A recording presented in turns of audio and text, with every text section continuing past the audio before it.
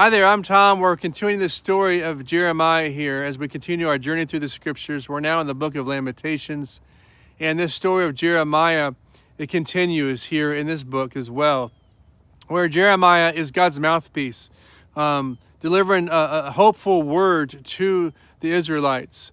Now, this hopeful word has also got a really tough message as well, and the message is that you're going to be in captivity for many years. And the reason for this is because they have rebelled against God over and over and over again. They had nothing to do with God for so many years, and God had reached out to them so many times, and now their enemies have taken them over. And in the midst of it, God says, hey, yeah, things are a mess right now, and they're going to be a mess for a while, but you got to figure some things out. But in the end, things are going to turn around. You've got to repent of your sins. That's what the message was in our last episode. In the midst of this, Jeremiah is catching a lot of flack for delivering these messages to the Israelites. And we're going to find how do you deal with the emotions of life. He's in the middle of a lot going on with his emotions. And we're going to see, how does he find hope in the midst of that? So stay tuned as we find out how in the world does Jeremiah find God's mercies new every morning.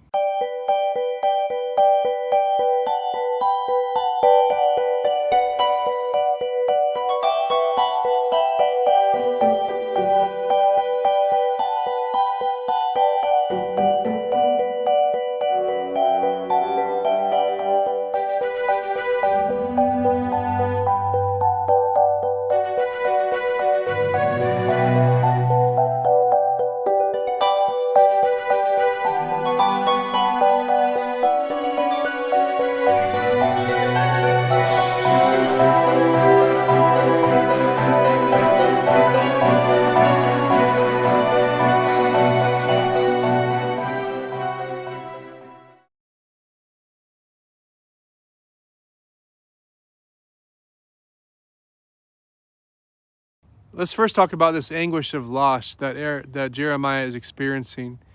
Not only is he himself being exiled, homeless, and dealing with a lot of unknowns around him, but he's also dealing with a lot of betrayal of people around him. He's trying to do the right thing by sharing words of hope, but also encouraging people to repent. He knows that's the only way for their lives and for the nation to turn around is if they repent. Man, it's the same thing for us today. In the midst of it, the people aren't so happy about this message that he has for them. In fact, we'll find here in Lamentations chapter 3, verse 14, this is what he said. My own people laugh at me all day long. They sing their mocking songs. Of course, the people are upset because they're going in exile, and so their emotions are raw too, and it's just really tough that no one's receiving this word very well, that they're going to be exiled for 70 years.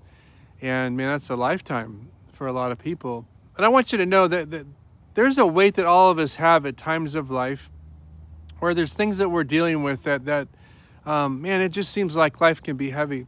And this whole book of Lamentations is devoted to that thought that it's okay to lament. It means like to mourn, to grieve. There's times in life where we need to do that, and it's very healthy. I want to tell you, it's healthy to grieve. It's healthy to mourn. It's healthy to lament, and just have that pause where you're like, man, this is hard, and just to feel the weight of that sometimes. What's not healthy is to kind of stifle it away or try to forget it or stuff it away. That doesn't do you any good because it's still there. God wants us to look at the problems, but he wants us to know that he's right there with us in the problem. He doesn't want us to stay there in that way of frustration or feeling of abandonment or betrayal, all those things. These are places that Jeremiah could really stay there and be like, man, I'm doom and gloom is all around me, and it's just part of me, so it becomes part of his story too, but it doesn't have to be. So Jeremiah teaches us a really important lesson in the midst of the doom and gloom of the environment that he's in. He makes some really good choices. He's found a way to turn his trauma into trust. And we see here in Lamentations chapter 3, verses 20 through 24, says, I will never forget this awful time, as I grieve over my loss, yet I still dare to hope when I remember this. The faithful love of the Lord never ends. Wow. His mercies never cease. Great is his faithfulness. His mercies begin afresh each morning. I say to myself, the Lord is my inheritance, therefore I will hope in him. So Jeremiah doesn't ignore the feelings that are there, but he pivots. He shifts his focus from all of the destruction and all of the doom and gloom to say, you know what? I'm not going to stay there. I believe that God has a plan and purpose for all this. I'm going to stick with his word. And in doing that, he comes out of that pit that he's in and is able to really find hope in the Lord. You can see it even in the scriptures as you read Lamentations 3, like the whole mood begins to change. And so it is in our life that we've got to pivot. We've got to not focus so much on all that's happened, the losses, the anguish and the weight of it. As true as it could be, and as hard as it can be, we've got to find a way to pivot away from that and say, God, that was hard, but Lord, I have hope in you, and I trust you. Jeremiah continues to say here in Lamentations 3, once again with 24 through 27, I say to myself, the Lord is my inheritance, therefore I will hope in him. The Lord is good to those who depend on him, to those who search for him.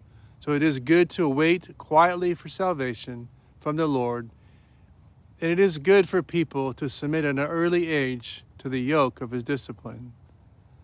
That's a lot of wisdom right there, right? He's again made that shift. And he's saying, you know what? It's good even at an early age to realize that God is disciplining us through our circumstances. Not saying that God caused a lot to happen. The Israelites caused those things to happen because of their disobedience. But in the midst of it, God always has a plan of redemption. Even when it's our fault, God has a way to redeem you. His heart is always to redeem. I don't know if you caught that phrase in verse 24. It says, I say to myself, and he says about all those things. There's a very similar message here in Psalms 103, 1 through 3, when David is saying something that's very similar. It says, let all that I am praise the Lord. With my whole heart I will praise his holy name. Let all that I am praise the Lord. May I never forget the good things he does for me. He forgives all my sins and heals all my diseases.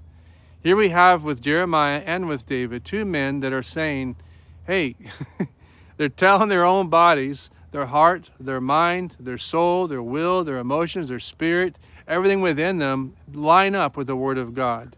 We are going to focus on God and not on all the distress and the frustrations and all the tragedies of life. And in doing so, both of them elevate themselves to a place where they're like, we're going to bless the Lord, oh my soul. We're going to look for God and have hope in him because his mercies are ever there every single morning. Wow, he goes from feeling all this doom and gloom to saying, in the midst of all that, I recognize the hand of God in the middle of all of it. But that's sometimes hard to find when you're in the middle of a bunch of stuff.